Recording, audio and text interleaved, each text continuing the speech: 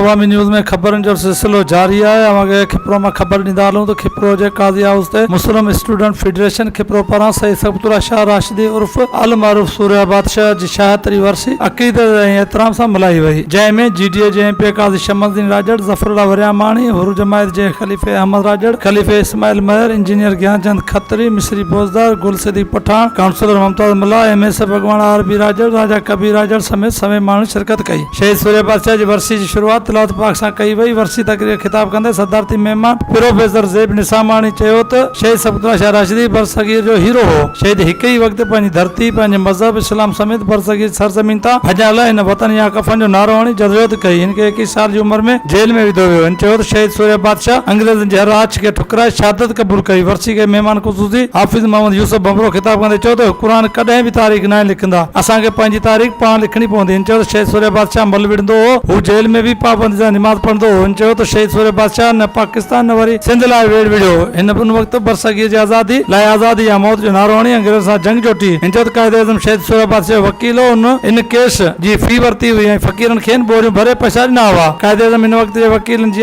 Case खे डेग ॾियण बजाए केस जो बाइकाट करे हलियो वियो हो। हिन चयो त पाकिस्तान पोइ ठहियो। वर्सी खे डिस्ट्रिक्ट काउंसलर मोहम्मद खान मंगरियो ख़िताब कंदे चयो त शहीद जे फ़िक्र ते अमल करियो, रुगो सुवाल न करियो। हिन चयो त हुर तहरीक में अंग्रेज़नि 40,000 हुर शहीद कया, 2 लख खां मथे हुननि खे लोढ़ानी कोटनि में कैद कयो वियो। हिन चयो त हुर तहरीक में औरतनि बि हिसो वरितो। वर्सी तकरीब खे मेज़बान MSF खिपरो जे सदर मोहम्मद शफ़ी राजड़ आयल महिमान जी हाजिया कंदे चयो त शहीद असांजा क़ौमी हीरो आहिनि। इन्हनि खे यादि करे हिननि जो पैगाम अॼु जे नौजवान ते पहुचाइण असांजो फ़र्ज़ु आहे। वर्सी खे नामवर सुगड़ ताज मोहम्मद हालेपोटो, अली मोहम्मद जुमन, ख़ान हिंगोर जो, RB राजड़, अला बचाए मंगजो, प्रोफेसर लियाकत जुड़ समेत ॿिनि बि ख़िताब कयो। पीर साईं सूर्या बादशाह जिन जे हवाले सां जी प्रोग्राम जी यादि में रखियो वियो आहे।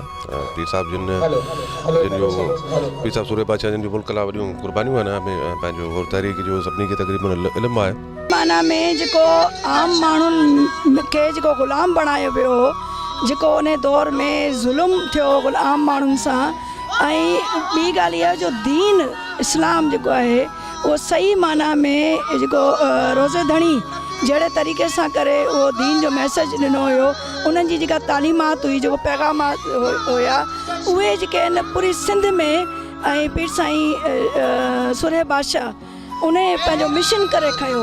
ऐं जॾहिं दौर में ग़ुलामी हद खां वधीक वधी वई ऐं ज़ुल्म हद खां वधीक वधी विया ऐं अंग्रेज़नि बाक़ाइदे मज़लूम माण्हुनि ते तमामु घणा ज़ुल्म कया, त हुर तहरीक जो बुनियादु विधो हुयो। तव्हांखे ख़बर आहे त 12 सालनि जे मासूम ॿार जॾहिं पगदारी जी पग ॿधी त यकीनन उन्हनि जो जज़्बो जेको सो मोहम्मद बिन क़ासिम जहिड़ो जज़्बो हुयो, छाकाणि त मोहम्मद बिन क़ासिम बि नंढी उमिरि में जेको सो अची सिंध में आयो ऐं सिंध में इस्लाम पखेड़ियईं। त इस्लाम पीर साईं सूर्या बादशाह, इस्लाम, सिंध, इहे टई कड़ियूं जेके से गॾु आहिनि ऐं इस्लाम खे असां सिंध खां धार नथा करे सघूं। सिंध इस्लाम जो क़िलो आहे। सिंध शुरू खां वठी इस्लाम जो क़िलो, ऐं इस्लाम उहो मिशन, उहो पैगाम जेको सभिनी खे गॾु खणी हले थो, उहो तसौफ़, उहो सूफ़ीज़म जेको सभिनी माण्हुनि सां मोहबत करे, चाहे उहो उन माण्हू जो मज़हब कहिड़ो बि हुजे। इस्लाम असांखे रवादारी सेखारे थो, इस्लाम असांखे गॾिजी रहणु सेखारे थो, इस्लाम असांखे हिक ॿिए सां मोहबत करणु सेखारे थो। असल में उन रूह खे हिफ़ाज़त करण जे लाइ सूर्या बादशाह जेका आहे, सिंध धरती जी बका, सिंध जेका आहे सा उन जूं सरहदूं जेके आहिनि उहे मुल्तान ताईं, उहे सरहदूं जेके से कश्मीर ताईं, उहे सरहदूं जेके से पंहिंजो परे परे ताईं उहे सरहदूं हुयूं। उहे सरहदूं जेके जॾहिं घटि थियणु लॻियूं त ज़ाहिर सिंध जी बका जी जंग सूर्या बादशाह विड़ी ऐं हुर तहरीक जोड़ियईं। ऐं सूर्या बादशाह जॾहिं एक्ट ख़िलाफ़ु ॻाल्हायो, जेको अंग्रेज़नि जो एक्ट हुयो, जंहिंमें सिंधी माण्हुनि खे ग़ुलाम बणायो पियो वियो, उन एक्ट ख़िलाफ़ु जॾहिं जदोजहद कयईं त उन्हनि खे क़ैद कयो वियो। उन्हनि खे क़ैद करे जॾहिं आंदो वियो त हुर तहरीक पंहिंजे ज़ोराइते तरीक़े सां करे अॻिते वधी ऐं मुनज़िम थी, ऐं अॼु मुनज़िम आहे। इहा वाहिद तहरीक आहे जेका सदियुनि ताईं मुनज़िम रहणी आहे। असल में छा आहे जो सही माना में ॾिसो न, इन खां इनकार असीं नथा करे सघूं त बरे सग़ीर में जॾहिं आज़ादी जी सोरिश हली, जॾहिं हर कंहिं चाहियो थे त असांखे अलॻि वतन खपे, हर माण्हुनि जेको आहे पंहिंजे अक़ीदे ऐं मज़हब जे तहत चाहियो त असांखे धार वतन खपे, त लाज़मी आहे त पाकिस्तान जिन महिल वजूद में आयो पे उनजो असुल मक़सदु असुल नारो हुयो ई ला इलाहा इल्लल्लाह मोहम्मद रसूलुल्लाह, पर उन नारे जी हिफ़ाज़त जेका आहे उहा सही माना में जेका कई उहा सूरे बादशाह कई है। उहा यकीनन हक़ जी तहरीक आहे। दुनिया में जेके तहरीकूं हलियूं आहिनि उहे ॿिनि क़िस्मनि जूं तहरीकूं आहिनि, हिकिड़ियूं हक़ जूं तहरीकूं, ॿियूं बातिल जूं तहरीकूं। सूर्य बादशाह जी जेका तहरीक हुई इहा हक़ जो तसलसल हुई, इहा जंग बदर जो तसलसल हुई, इहा करबला जो तसलसल हुई। इस्लाम ज़िंदा होता है हर करबला के बाद, हीअ हिकिड़ी करबला जो तसलसल हुई ऐं यकीनन हीअ नज़रियाती तहरीक हुई, इस्लाम जी तहरीक हुई। हींअर 5 मिंट अॻु में हिकु छोकिरे क्वेश्चन छॾियो आहे त सूर्य बादशाह खे फांसी छो ॾिनी वई, सूर्य बादशाह ऐं गांधी खे छो आज़ादु छॾियो वियो। इन जो सबबु फ़क़ति हिकिड़ो ई हो त सूर्य बादशाह इस्लाम जे नज़रिए जी प्रचारक हो ऐं हू सेकुलर न हो। जॾहिं त गांधी सेकुलर हो, सूर्य बादशाह इस्लाम जे नज़रिए खे, सूर्य बादशाह हुज़ूर जन जी सुन्नत जे मुताबिक़ खे खणी अॻिते वधियो हो ऐं उहो नज़रियो जेको आहे इहो क़यामत ताईं ज़िंदा ऐं जावेद रहंदो इंशाअल्लाह। औज़ुबिल्लाहि मिन शैतानिर रजीम, बिस्मिल्लाहिर रहमानिर रहीम, अस्सलातु वस्सलामु अलैका या रसूलल्लाह, अस्सलातु वस्सलामु अलैका या रसूलल्लाह, या नबी अल्लाह, या रहमतुल आलमीन। सूर्य बादशाह उहा हस्ती आहे जंहिंखे लिकाए नथो सघिजे, हू ज़िंदा आहे, ज़िंदा रहंदो क़यामत ताईं। शहीद हमेशह ज़िंदा रहिया आहिनि, ज़िंदा रहंदो, उनखे केतिरो बि लिकाए नथा सघनि। उन खां पोइ जेकी बि कमियूं पेशियूं आयूं आहिनि न आयूं आहिनि दुनिया खे ख़बर आहे। असांजा केरु दुश्मन हुया, अंग्रेज़ हुया, अंग्रेज़नि जी इहे ई हुई त हिननि खे न मथे अचिणो आहे, न हिनखे कुझु ॿुधणो आहे, न हिननि जो कुझु सुणणो आहे। उन खां पोइ इहा सॼी लाबी अंग्रेज़ यहूदी लाबी आहे जेका अॼु ॾींहं ताईं पागार ख़ानदान जे पुश्त पुश्त दुश्मन रही आहे।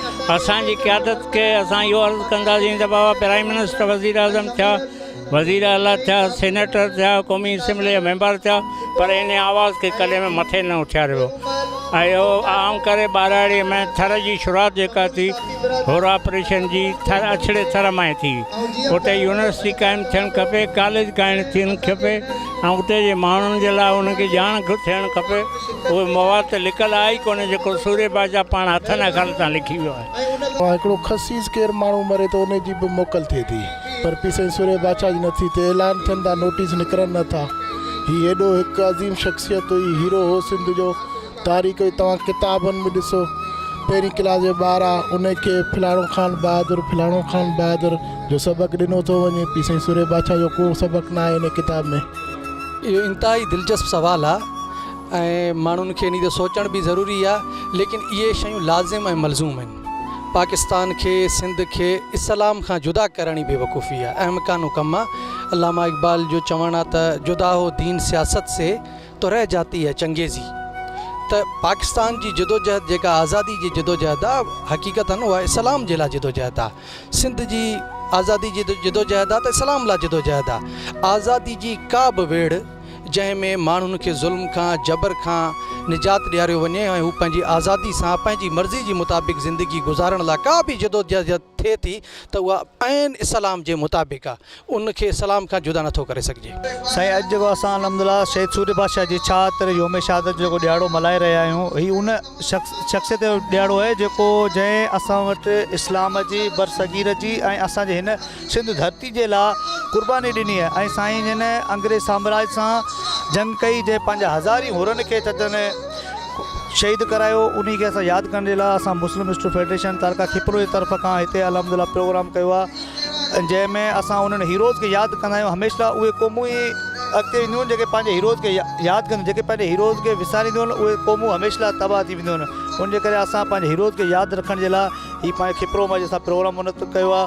ॾिसो, जेके पाकिस्तान जी तहरीक जी ॻाल्हि कंदा सभ खां पहिरीं त पाकिस्तान जी तहरीक मुस्लिम लीग हलाई पई। सूर्य बादशाह कॾहिं बि किथे बि कंहिं बि हवाले सां मुस्लिम लीग सां मुतफ़िक़ न हुयो। बाक़ी बर सग़ीर जी आज़ादी जी हुन ॻाल्हि कई आहे, हुन इस्लाम जी सरबुलंदी जी ॻाल्हि कई आहे। हुन बर सग़ीर जो सूर्य बादशाह उहो शख़्सियत हो जंहिं बर सग़ीर जी विरासत जे ख़िलाफ़ु हुयो। हुनजो मक़सदु इस्लाम जी सरबुलंदी हुयो। ऐं सभ खां वॾी ॻाल्हि जेको असां वटि चयो वेंदो आहे जेको आहे सो अक़लियतुनि जा हक़ महफ़ूज़ न रहंदा आहिनि। इस्लामी दुनिया जो वाहिद मज़हब आहे जंहिंमें सभ खां वधीक अक़लियतुनि जा हक़ महफ़ूज़ उन ई कया आहिनि। सो सूर्य बादशाह जी जदोजहद, सूर्य बादशाह जी जंग हक़ सच जी हुई, इस्लाम जी सरबुलंदी जे लाइ हुई। वधीक ख़बरनि ऐं तफ़सील लाइ विज़िट कयो अवामी news Facebook page, YouTube page ऐं अवामी न्यूज़ वेबसाइट।